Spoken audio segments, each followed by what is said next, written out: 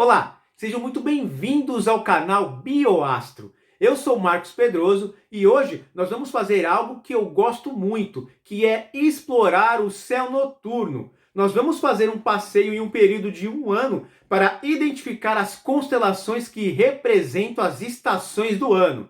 Pois é, cada estação do ano tem uma constelação que a representa. E para isso, nós vamos utilizar o software Stellarium. Para quem não conhece o Stellarium, ele é uma ótima ferramenta para estudar as posições das constelações, das estrelas e dos planetas quando são visíveis no céu noturno. Eu sempre digo que quando alguém quer adquirir um telescópio, a primeira coisa é ter intimidade com o céu noturno, ou seja, conhecer o céu noturno a olho nu, estudando as posições das constelações, das estrelas, da Lua e dos planetas. E o software Stellarium é uma grande ferramenta que auxilia neste conhecimento. E você que é professor e tem o hábito de falar sobre as constelações para os seus alunos, se não conhece o Stellarium, eu recomendo a utilizar, pois ele é uma ótima ferramenta na hora de dar aula também. Por exemplo, é muito melhor observar o Cruzeiro do Sul no Stellarium, observando e identificando a sua posição no céu, do que olhar para uma figurinha, por exemplo.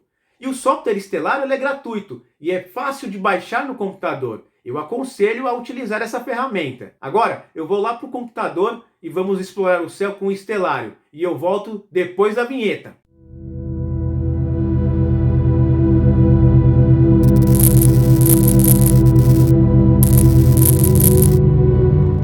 Bom, eu já estou aqui com o Stellarium e vamos iniciar o nosso passeio entre as constelações que representam as estações do ano.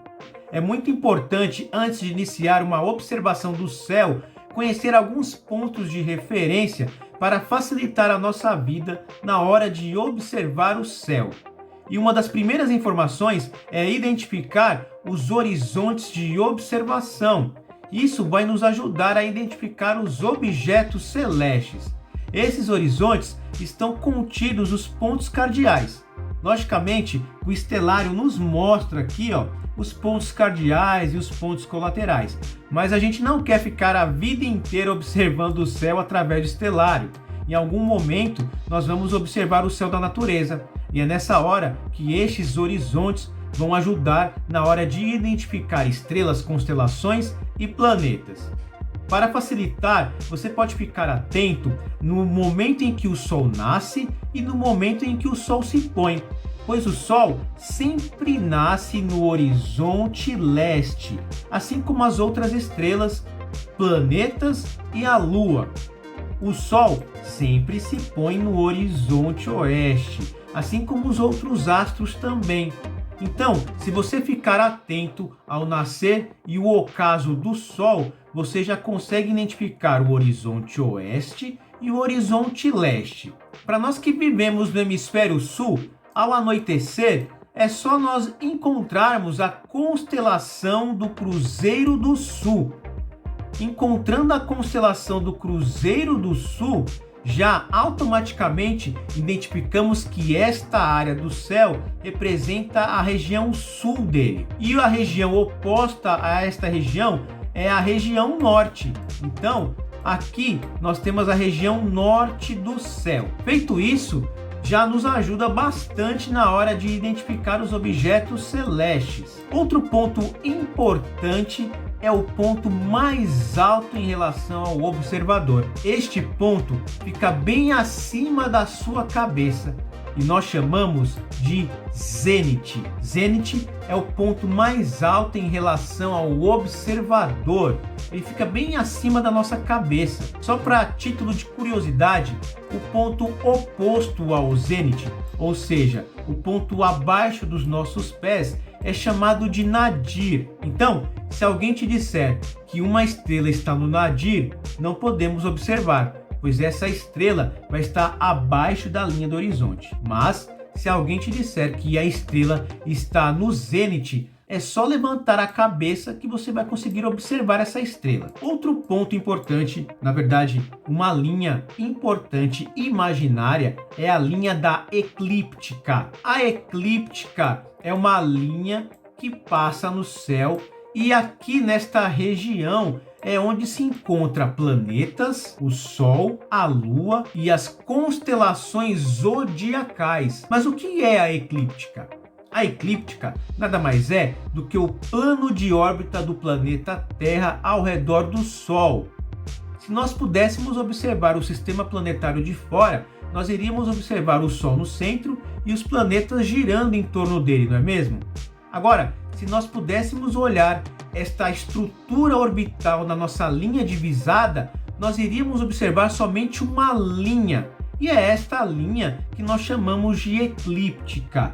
Outra linha que podemos observar é o equador celeste. Assim como o equador terrestre, que tem a função de dividir o nosso planeta em dois hemisférios, o equador celeste também divide o céu em hemisfério sul celeste e hemisfério norte celeste. O equador celeste é a projeção do equador terrestre no céu. Ele sai aqui do ponto cardial leste, podemos encontrar aqui, ele aqui juntando com o ponto cardial oeste. O equador celeste também é um ponto muito importante. Agora, vamos observar outra linha interessante, que é a linha do horizonte, né? A linha do horizonte é a linha que divide o céu e a terra. Portanto, tudo que estiver abaixo da linha do horizonte a gente não consegue observar, e tudo que estiver acima da linha do horizonte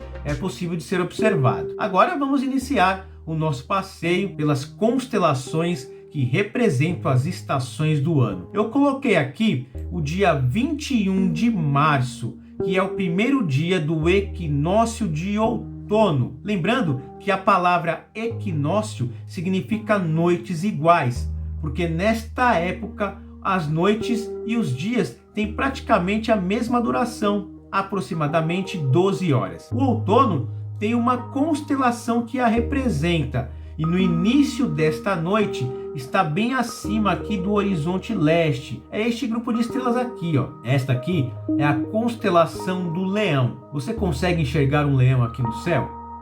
Tem que ter muita imaginação, não é mesmo? Vamos utilizar uma técnica astronômica que nós chamamos de asterismo, que é ligar o ponto entre as estrelas. Esta estrela Régulos, a mais brilhante da constelação, juntamente com essas estrelas, forma a juba do Leão. Aqui, com essas estrelas, nós temos o corpo do leão. E aqui, com essa estrela chamada de Nébula, nós temos a cauda do leão. E aí, ficou fácil? Se não, vamos fazer o asterismo. Aqui está o asterismo do leão, constelação símbolo do outono no hemisfério sul. Se você não ficou contente, não tem problema, porque o estelário faz a concepção artística do leão. Olha só que legal. Aqui está a constelação do leão. Muito bacana, né? Agora, eu quero mostrar essa região aqui, ó, próximo à constelação do leão. Vou subir aqui um pouco o céu. O estelário também é uma grande máquina do tempo, porque a gente consegue avançar no tempo e voltar nele também. Vamos parar aqui, vamos tirar essas concepções aqui. Nesta região, há bem pouco tempo atrás,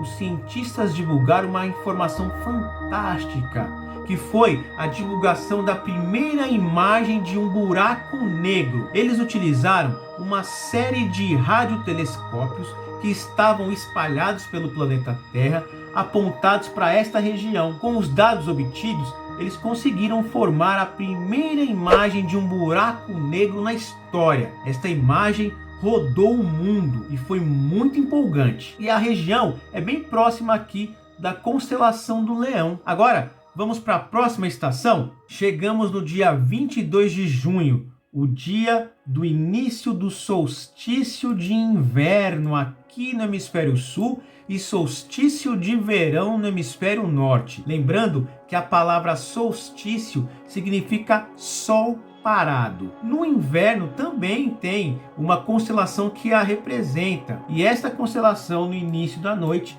está bem acima do horizonte leste e está aqui, ó. Aqui nós temos um grupo de estrelas que formam meio que um ponto de interrogação de cabeça para baixo também, né? Assim como o exemplo do leão. E aí, você consegue enxergar aqui a constelação do Escorpião? Pois é.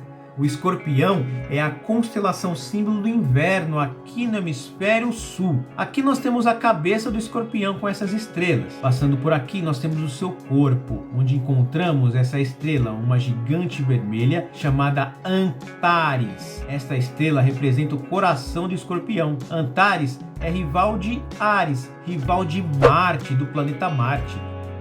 Na mitologia grega, o planeta Marte é Áries. E essa estrela, por ter um brilho vermelho, rivaliza com o planeta Marte, que também tem a mesma cor. Por isso seu nome, Antares, uma gigante vermelha que está no fim da sua vida. Aqui nós temos a sua cauda e aqui o seu ferrão. E aí, conseguiu identificar a constelação de Escorpião? Se não, vamos fazer aqui o asterismo. Olha só, o asterismo da constelação do Escorpião. E aqui a concepção artística da constelação do Escorpião. Aqui nós estamos observando as constelações da cultura ocidental, não é mesmo? No entanto, para outras culturas, a concepção do céu é totalmente diferente.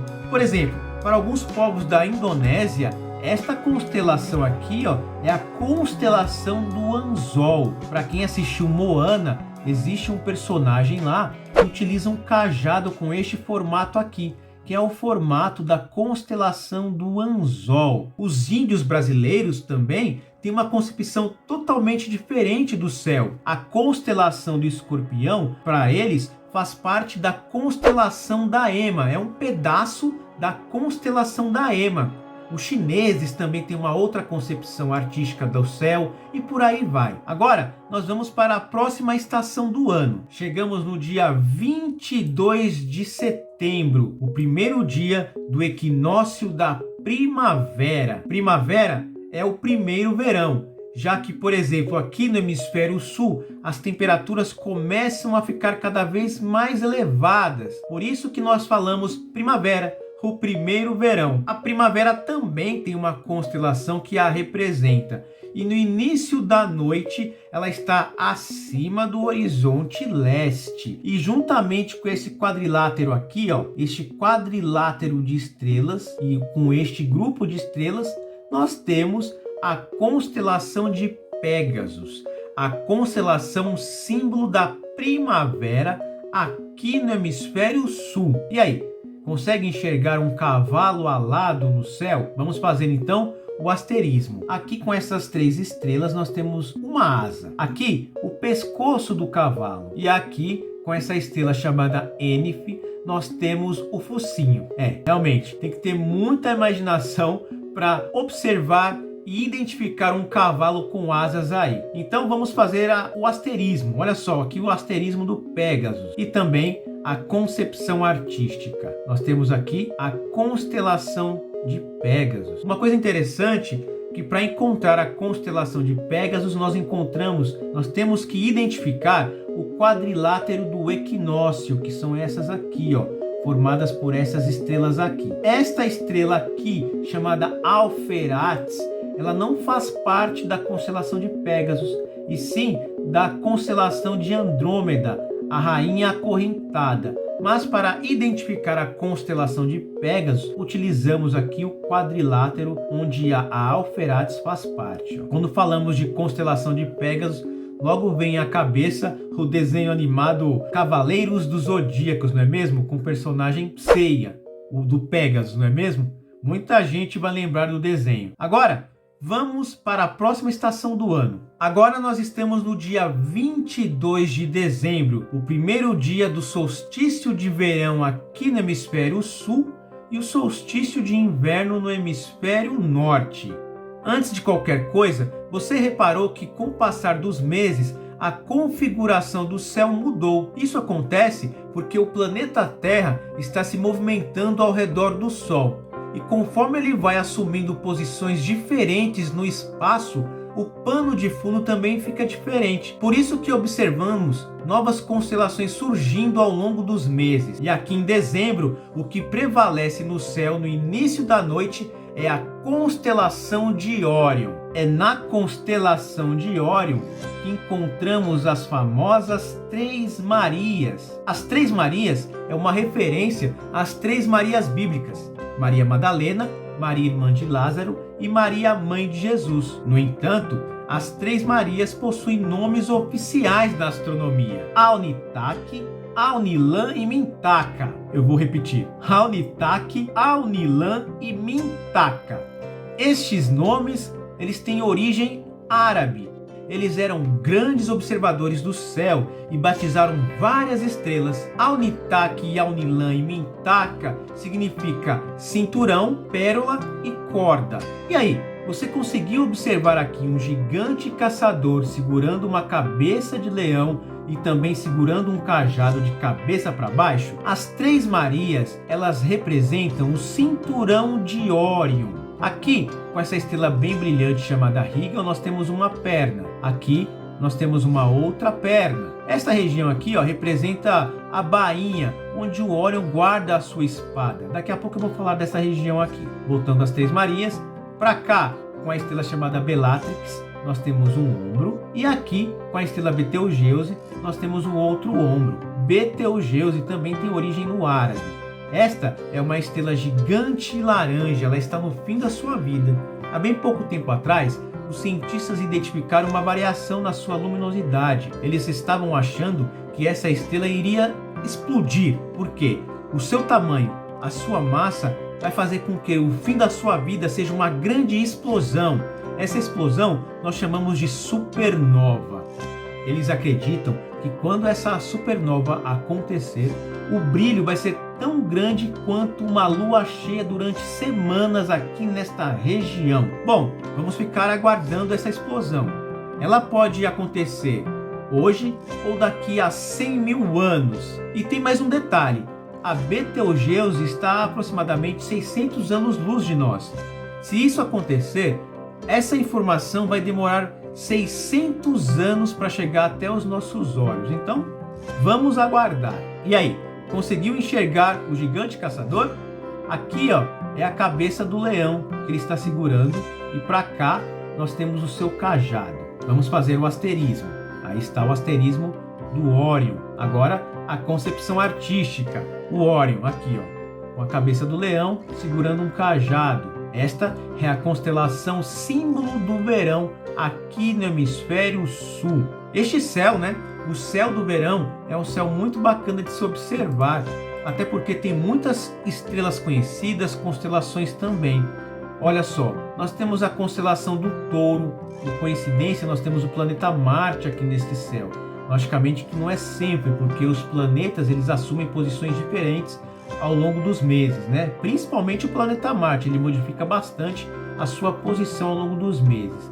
Aqui nós temos a constelação do Touro, temos aqui um aglomerado aberto de estrelas chamado Pleiades, muito famosa também. Perto de Órion, nós temos a estrela mais brilhante do céu noturno, a estrela Sírius, pertencente aqui à constelação do Cão Maior.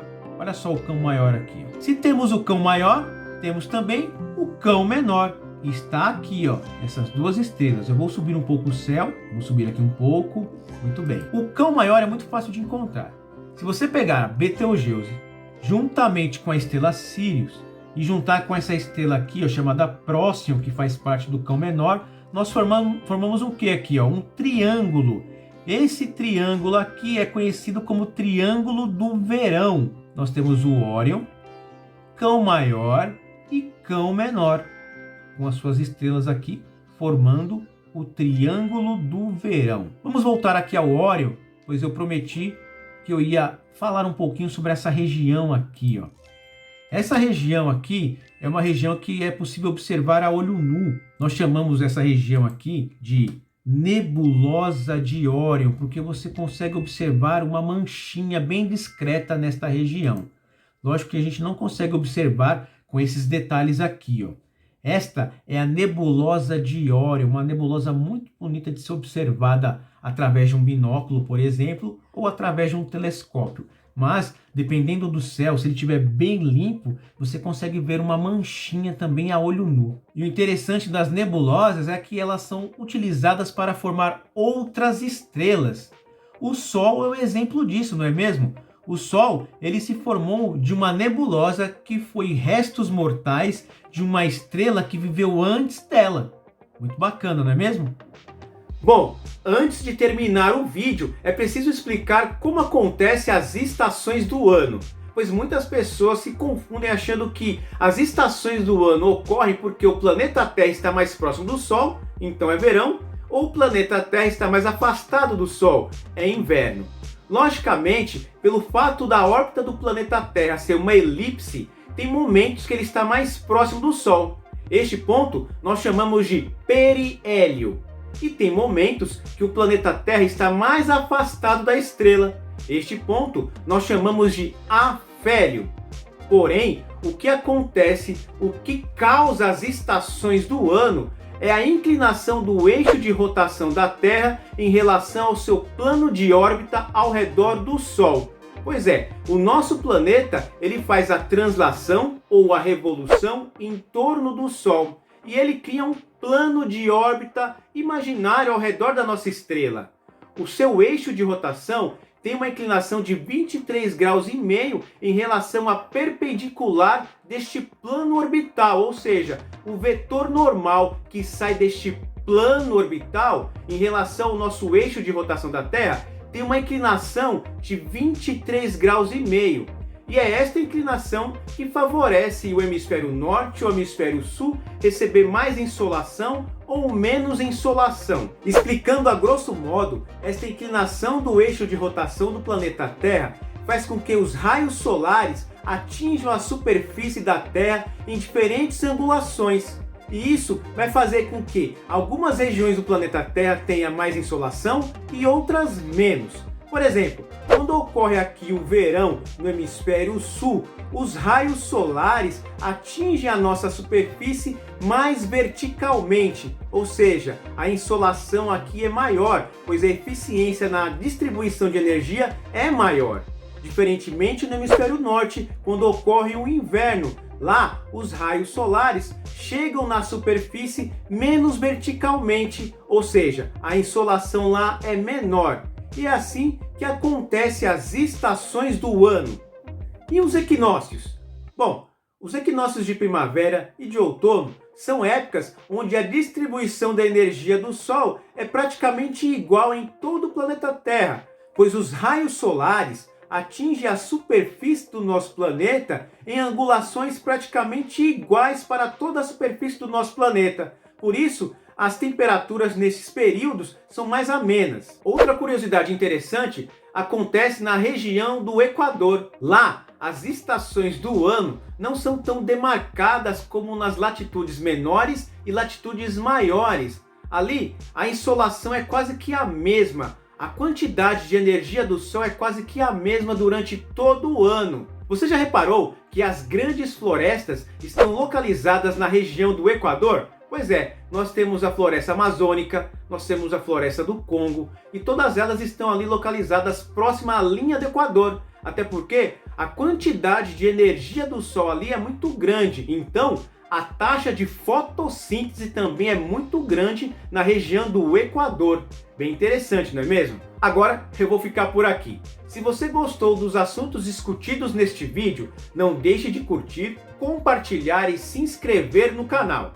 E novamente, se você for professor ou se você conhece algum professor, compartilhe com ele, pois este vídeo pode ajudá-lo como uma ferramenta nas práticas em sala de aula.